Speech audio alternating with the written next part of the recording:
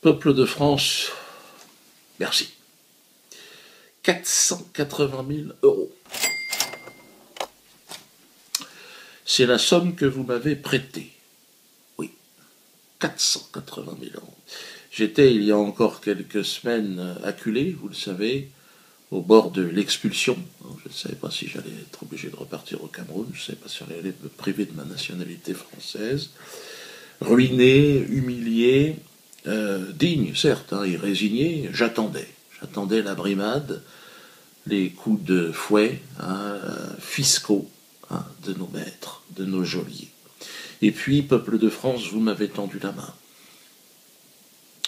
Je resterai à jamais votre obligé. Merci, merci. Vous savez, c'est plus facile pour moi d'encaisser les coups, finalement. Je m'aperçois sur le plan émotionnel que de voir cette gratitude. Oui, Jésus est ressuscité, il est vivant.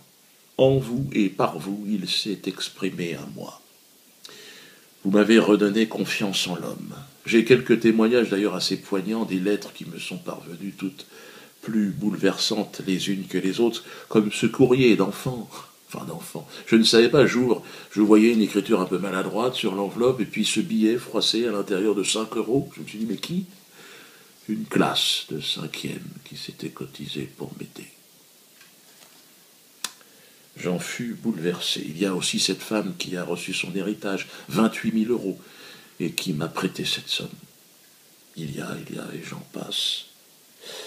Nous avons à présent 3 semaines. Vous savez que ma femme a porté l'enchère à 551 000 €, plus les frais, ça fait 600 000 € que nous devons rassembler en 3 semaines. Les banques, évidemment, nous ont dit aux ordres de Jérusalem, de Tel Aviv, excusez-moi, Jérusalem étant un territoire palestinien, les banques, évidemment, nous ont refusé. 600 000 €, il nous manque donc aujourd'hui 120 000 €. Donc, n'hésitez pas à vous rassembler autour de nous, de moi, de ma famille. Merci en tout cas, encore une fois, à vous. Alors, je voudrais terminer sur un événement, une chose qui m'est importante, qui m'est très chère aussi. J'ai été bouleversé par l'attitude belliqueuse de ce milliardaire juif Alain Veil. Si, ce maniade des médias, président du groupe Nex Radio TV, le nom est aussi nul d'ailleurs que ses radios, qui a définitivement perdu son sang-froid. Tiens-toi, Alain Veil, tu dis n'importe quoi.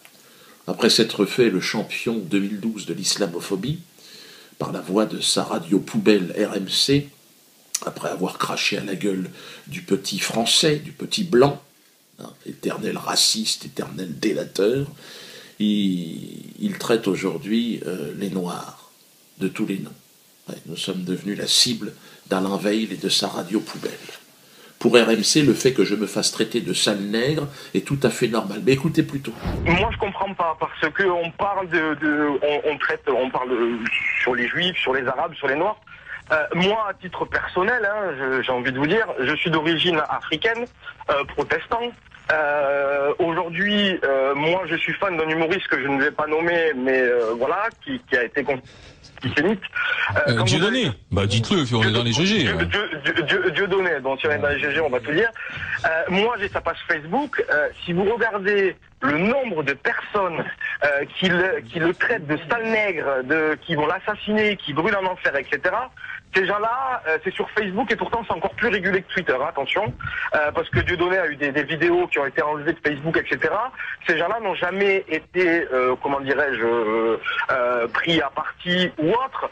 Je vais aller même plus loin, vous prenez le Bétard, qui aujourd'hui est considéré quand même comme une organisation terroriste. Oui, mais attendez, Floyd, je suis pas sûr que l'exemple Dieudonné soit le bon, parce que on n'a pas à le traiter de sale nègre, mais on a envie de dire, il a un peu cherché aussi, puisque lui-même a été très provoquant. Rappelons qu'il a fait quand même monter sur scène un révisionniste qui a été condamné par l'État français.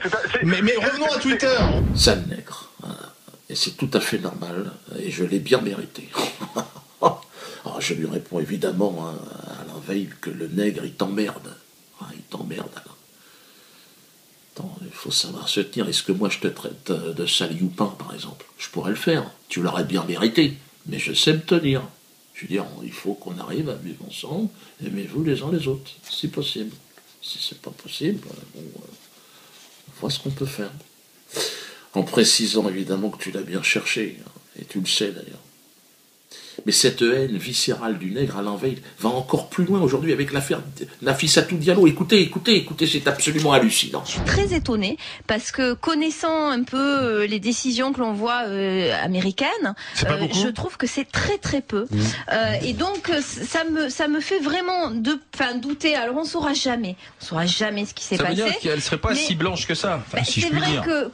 C'est vrai que lâcher, si tu veux, lâcher à 1,5 million de dollars quand on sait ce que les juridictions... c'est énorme. Hein. Ouais, mais quand on sait ce que les juridictions américaines ont tendance à donner des dizaines, des centaines de millions de dollars, 1,5 million de dollars, c'est pas beaucoup. Je me demande si... Je sais pas, je veux dire, c'est peut-être épouvantable de dire ça, mais c'est une chance, elle a dit c'est une chance pour sa fille. Elle a touché aussi de l'argent parce qu'elle a été accusée d'être une prostituée par un journal américain qui a été obligé de payer. Donc ça lui a déjà fait de l'argent. Et je me demande, c'est horrible à dire, si c'est pas ce qui lui est arrivé de mieux. Ah, bah effectivement. Non, il n'y a pas de prix d'un viol. Oui, Maria, d'accord. Sauf qu'on ne sait pas s'il y a eu viol. Sauf que c'est pas non plus totalement on sait bien qu'il s'est passé quelque chose. Sinon, on ne peut pas dire qu'être violé est une chance. Je n'ai jamais dit ça. Personne ne dit ça. Il n'empêche que pour lui, c'est une chance. Non, mais le destin de cette femme est extraordinaire. Le destin de cette femme, il y a un an, c'était une femme de ménage qui gagnait 1000 euros. C'est comme, pardonne-moi, c'est un conte de fées. Non, c'est pas un conte de fées. Non, c'est inadmissible ce que tu dis. Excuse-moi. Dans un pays où il y a 200 viols par jour, tu peux pas dire ça. Excuse-moi. Elle avait menti pour rentrer dans ce pays. Elle a changé toute sa vie. Non, mais alors, c'est un conte de fées. Donc, tu es en train de dire que c'est un conte de fées. Attends, elle a menti pour rentrer aux États-Unis. Non, c'est pas Non, c'est exagéré volontairement. C'est très moche, woman. En l'espèce, c'est quand même un tromblon extraordinaire. Conte de fées. Elle a rien pour elle. Elle sait pas lire, pas écrire. Elle est moche comme un cul et elle gagne 1,5 million. Voilà. Selon Alain Veil et RMC, donc sa radio, cette merde, Nafissatou est une pute qui a gagné au loto. Hein. Elle s'est fait violer par le juif Dominique Strauss-Kahn, son copain, qui fait partie de la même mafia. Mais c'est ce qui lui est arrivé de mieux, à Nafissatou. Elle ne sait pas lire, pas écrire, elle est moche comme un cul. Hein, et elle a gagné 1,5 million, c'est quand même extraordinaire cette histoire. Merci Alain Veil. Et toi tu gagnes combien, Alain Veil, en racontant tes conneries racistes et ordurières avec ta radio poubelle. Alors, elle ne sait pas lire et écrire. D'ailleurs ça me rappelle un truc, ça c'est le Bernheim. Hein, c'est pas le grand rabbin, hein. Bon, tu me dis c'est la même chose, c'est le grand rabbin. Mais là c'est un autre, c'est un riche producteur juif de Genève. Et regardez ce qu'il avait dit. Moi, je vous ai parlé de Dieudonné. Je sais pas ce qu'il fait, j'aimerais bien savoir ce qu'il fait. Tout ça est flou, et tout ça est ambigu, et tout ça a une petite odeur. Je pense qu'il n'est pas assez futé pour exactement manipuler les... C'est un nègre. C'est un nègre. C'est un nègre. Que faites-vous, Madame Taubira? Vous n'allez pas faire les négresses de maison jusqu'à combien de temps? Vous m'avez fait poursuivre la justice française pour Choananas, condamné à 20 000 euros. Vous vouliez me foutre en tôle. C'était ça le projet. Choananas. Et là, l'autre Alain Veil, lui, il est là, il est bien. Quoi, il vous paye? Qu'est-ce qui se passe? Vous savez, moi je trouve que le seul racisme qui existe en France aujourd'hui, il faut le dire, c'est le racisme anti-goy. Il n'y a que ça. On est victime de tout. J'ai même été menacé. Ils voulaient me frapper. Regardez Thierry Lévy, le Goebbels de l'équipe. Là, regardez-le, l'autre. Il veut me faire friter. Il veut qu'on me shoot dans la rue. Regardez-le, écoutez-le. Ne vous réfugiez pas derrière une liberté d'expression qu'au fond vous ne respectez pas. Alors, je trouve le procédé assez malhonnête, je vous le dis. Vous employez des mots que vous allez regretter dans un instant, mais vous vouliez la paix, on peut en sortir très facilement, vous savez, il y a une série, il y a l'injure, et après l'injure, il y a la loi, et après la loi, il y a les coups. Et vous le savez, il y a les coups, les coups. Et vous le savez. À un moment donné, ce que M. Alain Veil est en train de faire, est-ce qu'il ne faut pas, au-delà de tout ça, lui mettre au moins un avertissement, l'arrêt, pour le neutraliser? Vous voulez me neutraliser, moi, mais bon. Bref, je serai en tournée dans toute la France, hein. Donc venez nombreux, ça va me permettre aussi de pouvoir rembourser, évidemment, tous ceux qui m'ont prêté de l'argent.